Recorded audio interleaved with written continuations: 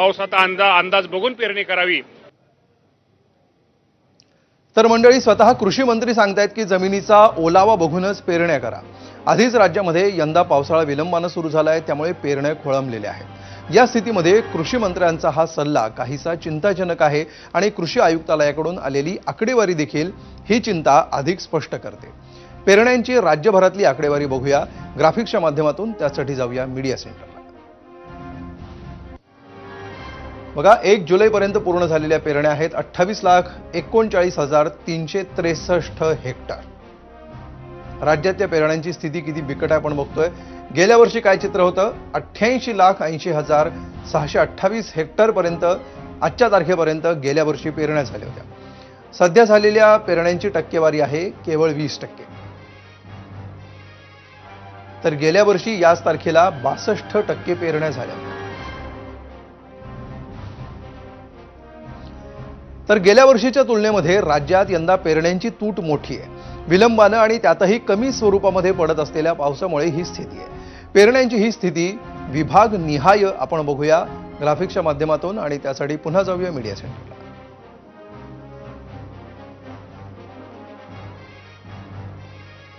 विभागवार पेरण्यांची स्थिती बघा। नाशिकमध्ये 32% पेरण्या झाल्या, अमरावती 24%, छत्रपती संभाजीनगरमध्ये 21% पेरण्या, नागपूरमध्ये आतापर्यंत 19% पेरण्या, लातूरमध्ये केवळ 13% पेरण्या झाल्यात। मराठवाड्यामध्ये सगळ्यात कमी पाऊस आतापर्यंत पडला। कोल्हापूरमध्ये 12% पेरण्या, पुण्यामध्ये 11% पेरण्या, कोकणामध्ये 30% पेरण्या। ह्या आतापर्यंत झालेल्या पेरण्यांची स्थिती आहे। तर गेल्या 2 ते 3 दिवसांपासून सुरू असलेल्या पावसाचा जोर कोकणातच सर्वाधिक होता आणि तो आजही कायम आहे। या पावसामुळे काही ठिकाणी घाटातला रस्ता खचलाय। अनेक नद्यांच्या पातळीमध्ये वाढ झाली आहे। नदीच्या या पाण्याचा शेतीला फायदा होण्याची आशा आहे। या पावसामुळेच कोकणामध्ये 30% पेरण्या पूर्ण झाल्या। 10,541 हेक्टरचा त्यामध्ये समावेश आहे। यासंबंधी अधिक माहिती देत आहेत आमचे प्रतिनिधी अमोल मोरे।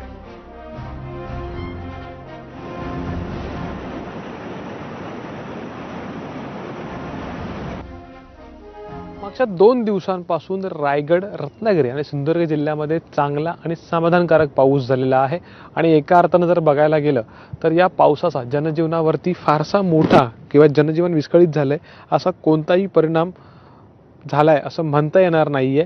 रायगडमधली जर परिस्थिती बघायला गेलं तर रायगडमधल्या काही सखल भागांमध्ये पाणी साचलेलं होतं, ते पाणी ओसरलंय आणि जनजीवन जे आहे त्या भागातलं तरी पूर्वपदावरती आलंय।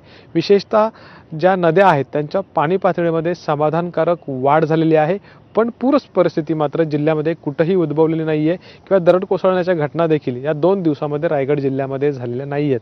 विशेषतः समाधानाची बाब एकच म्हणावी लागेल, सध्याच्या पावसामुळे जे पाणवटे आहेत, जी धरणं आहेत त्यांच्या पाणी पातळीमध्ये मात्र समाधानकारक वाढ होते आणि शेतीची कामं जी खोळंबलेली होती तिला वेग आलाय किंवा शेतकरी ती कामं आता उरकण्यामध्ये जे बिघडलेलं शेतीचं वेळापत्रक होतं ते सावरण्यामध्ये सध्याच्या घडीला आपल्याला मग्न दिसतोय। अगदी 5 तारखेपर्यंत ह्या कोकणामध्ये मुसळधार पाऊस असेल असा इशारा देण्यात आलेला आहे आणि त्या पार्श्वभूमीवरती रायगड, रत्नागिरी, सिंधुदुर्ग जिल्ह्यातल्या जिल्हा प्रशासनानं नागरिकांना काही मार्गदर्शक सूचना देखील जाहीर केलेल्या आहेत।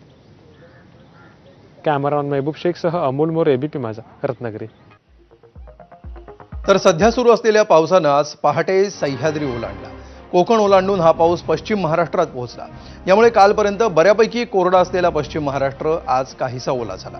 पण या पावसाचा जोर फार नाही, त्यामुळे पश्चिम महाराष्ट्रामध्ये अनेक ठिकाणी पेरण्या खोळंबल्यात। एकूण 2.25 लाख हेक्टरवरच पेरण्या झालेल्या आहेत। पश्चिम महाराष्ट्रातील पावसाचा आढावा घेतला आमचे प्रतिनिधी विजय केसरकर।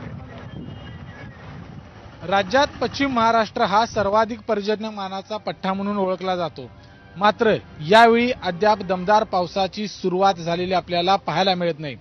सांगली असेल, पुणे असेल, पिंपरी चिंचवड असेल या शहरांमध्ये देखील अद्याप पाणी टंचाईच्या झळा बसायला सुरुवात झाली आणि तिथे देखील पाणी कपात अद्याप ही सुरू आहे। आणि त्याचमुळे जर आपण बघितलं तर या सगळ्या पर्जन्यमानाच्या पट्ट्यामध्ये सुद्धा अद्याप पाऊस कमी झाला आहे।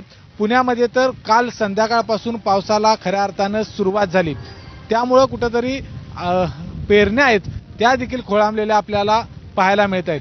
सांगलीमध्ये देखील पाणी टंचाई आहे, त्या ठिकाणी देखील पाणी कपात केलेली आहे. पिंपरी चिंचवड शहर असेल किंवा पुणे शहर असेल, यामध्ये देखील पाणी टंचाई आहे, ती देखील या ठिकाणी भासते आणि त्यामुळं पाणी कपात आहे ती अजूनही सुरू आहे.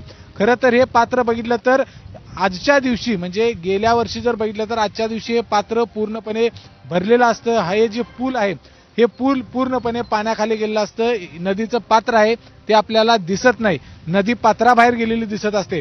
यावेळी मात्र चित्र काहीसं वेगळं आहे ते पाहायला मिळतं. त्यामुळे दमदार पाऊस कोसळून सांगली असेल किंवा पिंपरी चिंचवड असेल, पुणे असेल, इथली पाणी कपात आहे ती लवकरात लवकर बंद व्हावी. त्याचबरोबर शेतीसाठी मुबलक पाणी या ठिकाणी उपलब्ध व्हावं आणि म्हणूनच बळीराजा असेल, नागरिक असेल, आभाळाकडे डोळे लावलेले आहेत आणि एक दमदार पाऊस सुरू व्हावा